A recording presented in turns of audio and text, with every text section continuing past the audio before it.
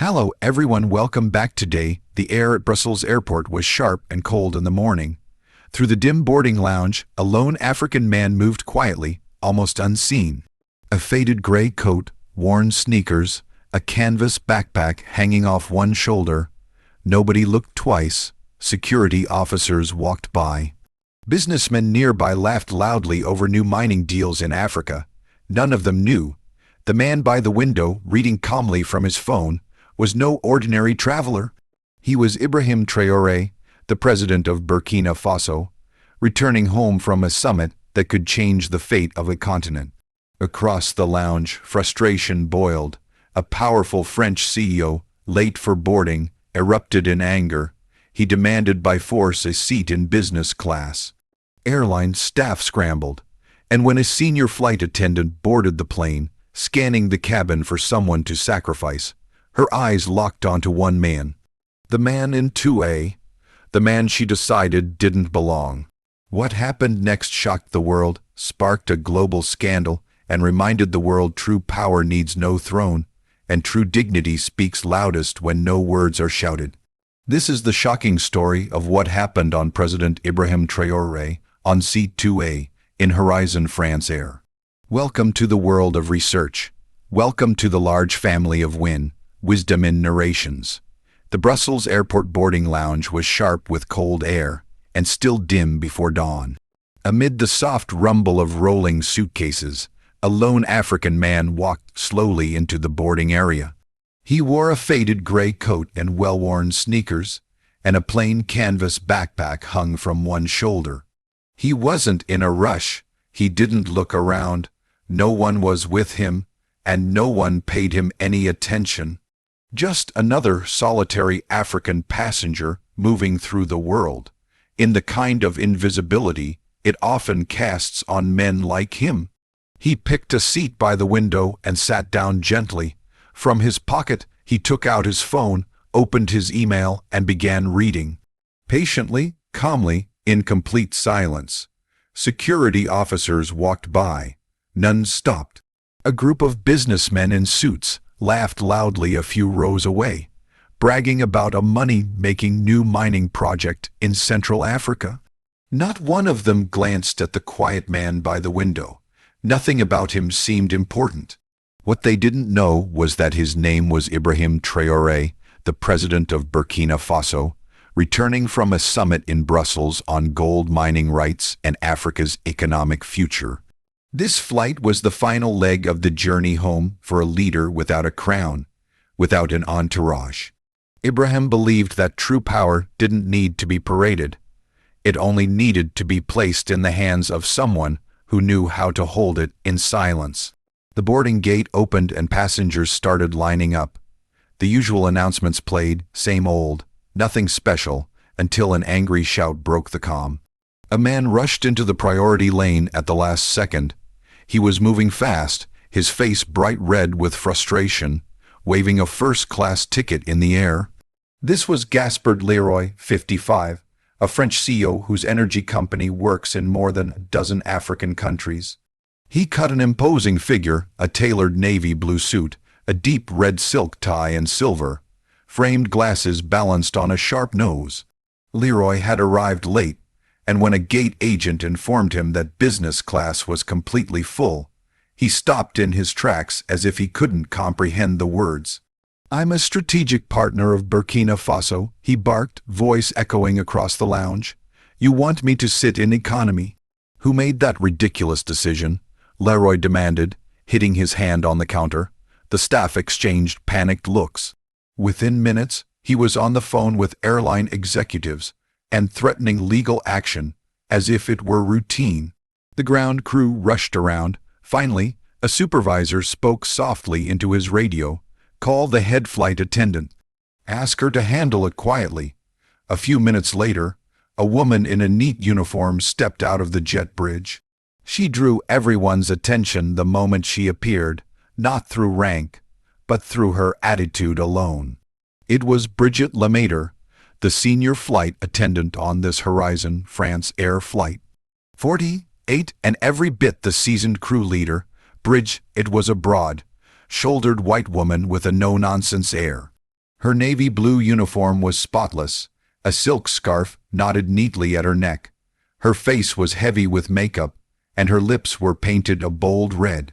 She moved with purpose, each step landing firmly on the floor, as if that bold red lipstick alone claimed ownership of the space around her.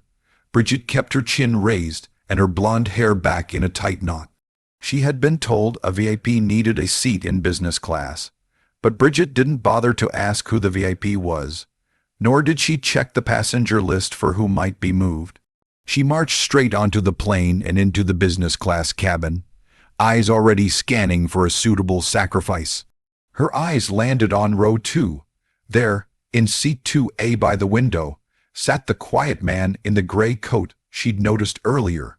Ibrahim Traoré was calmly reading on his phone, completely unaware he had just become her target. Bridget didn't need any more information. She didn't care that his boarding pass showed he was a priority passenger. In her eyes, she saw only one thing. That man doesn't look like he belongs in business class. Bridget stepped into the walkway in front of Ibrahim and gave him a tight, professional smile. She didn't bother with introductions. In a sweetly firm tone, she said, "Sir, due to a scheduling issue, we need to rearrange some seating. Would you mind moving to the economy cabin for the flight?" Seated, Ibrahim slowly looked up at the flight attendant. His face remained calm, steady, and unsurprised. Without a word, he reached inside his coat and pulled out his boarding ticket. Gently, he held it up for her to see. Business class seat 2A, clearly marked as a high-priority booking. Bridget glanced at the ticket for just a second, then looked back at him. Her polite smile evaporated. In that brief glance, her expression said, "How could someone like you have this seat?" She pushed the boarding pass back into his hand and gave a quick nod. No sorry, no sign of politeness. Without another word, Bridget turned around and walked back up the row. She tried to stay professional, but her narrowed eyes and tight jaw showed clear dislike. "People like that always make things harder," she said under her breath as she walked away, low enough not to be recorded but loud enough for nearby passengers to hear. By now her frustration had hardened into resolve. If that man in 2A wouldn't move, someone else would. She scanned the business class cabin for other possibilities. Her eyes landed on a few dark-skinned passengers sitting alone. Yes, them. Methodically, Bridget leaned down to 2 different African passengers and quietly informed each that they needed to change seats to accommodate a VIP. A young businessman in row 4 hesitated in confusion, but her hard stare and unclear promise of compensation made him reluctantly gather his things. Within minutes, 2 paying passengers had been pressured out of their business class seats without a hint of regret on Bridget's part. One spacious seat was now free for Monsieur Leroy, yet for Bridget, even that wasn't enough. Her blood was still boiling from the audacity of the man in 2A. In her mind, he had made her job difficult by refusing to simply comply. She couldn't let that kind of disrespect slide. Bridget planted herself once more in front of Ibrahim's seat. This time, she didn't bother to pretend. She simply stood there, arms crossed tightly over her chest, expecting him to know his place and leave on his own. But Ibrahim did not cower. Instead, he slowly rose to his feet. He wasn't rude or aggressive. He moved with an easy, disarming calm and turned to face her. He did not raise his voice or show a hint of anger. He simply looked at her, eyes level and steady, as if seeing right through the uniform and tough act. He held that gaze for a long moment. The surrounding cabin fell into a stunned hush. Then Ibrahim spoke, his voice soft but clear, each word cutting through the air.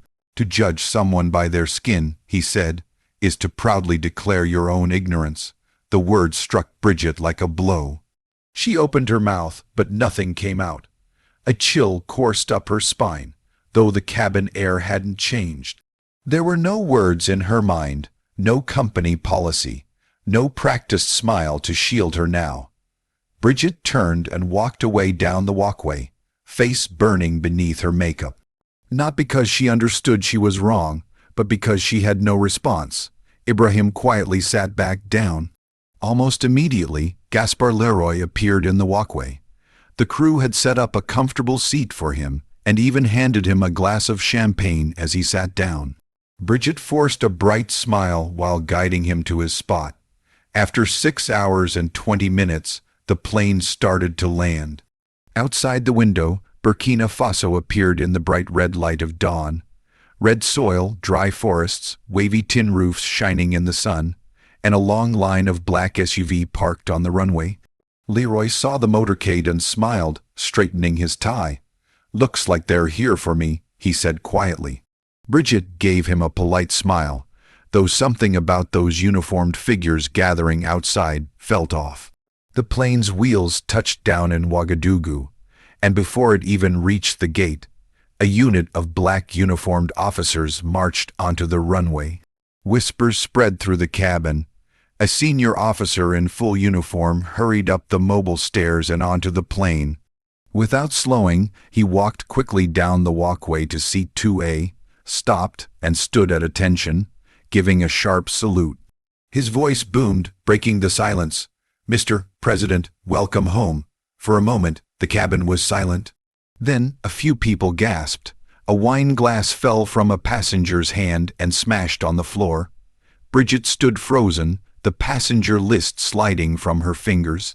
Gaspar Leroy sat up so fast he almost spilled his champagne. He jumped not because someone had called for him, but because they hadn't. That title, Mr. President, was not meant for him at all. Leroy's face lost all its color. "President," he said, his voice shaking, eyes now fixed on the quiet man in the gray coat, the very passenger he and Bridget had ignored the whole flight. In the middle of the uproar, Ibrahim Traoré stayed calm.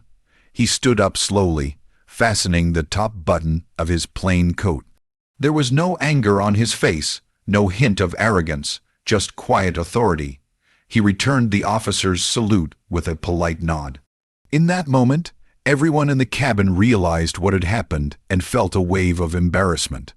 One by one, every other passenger in business class lowered their eyes or bowed their heads. Not a single person had been asked to show respect, yet an undeniable power commanded them all the same. The mobile staircase had just been locked in place when 2 officers came on board to escort Bridget and Leroy off the plane first.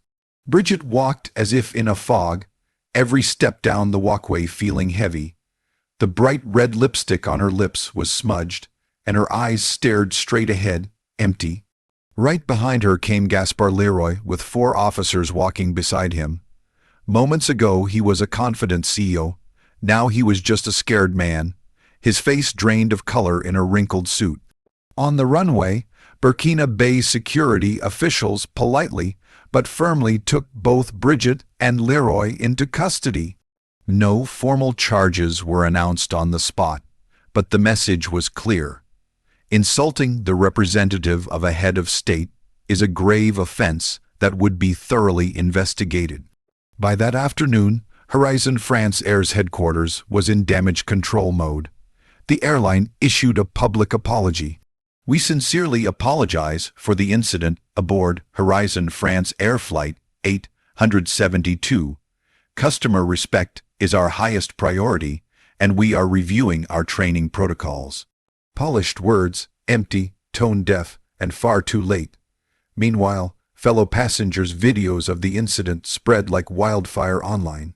Clips showed Bridget scowling at the quiet man in 2A, Gaspar's smug entrance into the cabin, and finally, the officer's salute and booming, "Mr. President." The hashtag number sign, Respect Africa, trended worldwide. He was in 2A, let that sink in, one outraged tweet read. Others demanded apologies and accountability, calling out Bridget by name. What started as a small problem on the flight blew up into a worldwide scandal, a clear lesson about unfair judgment and respect. That evening, at a brief press gathering in Ouagadougou, a French reporter managed to ask, "Monsieur le Président, do you intend to press charges?" Ibrahim gave a small, thoughtful smile. "I don't want them punished," he replied softly. I want them to learn how to see people not through prejudice, but through human eyes." His words were simple, but they carried tremendous weight. No one asked another question. The next morning, President Traoré went about his duties as usual. He met with his cabinet, reviewed development plans, and even answered a few questions from university students, never once mentioning the previous day's flight. He simply sipped his morning coffee, black, no sugar, and carried on as if nothing had happened. By week's end, Brigitte Lemaitre was suspended.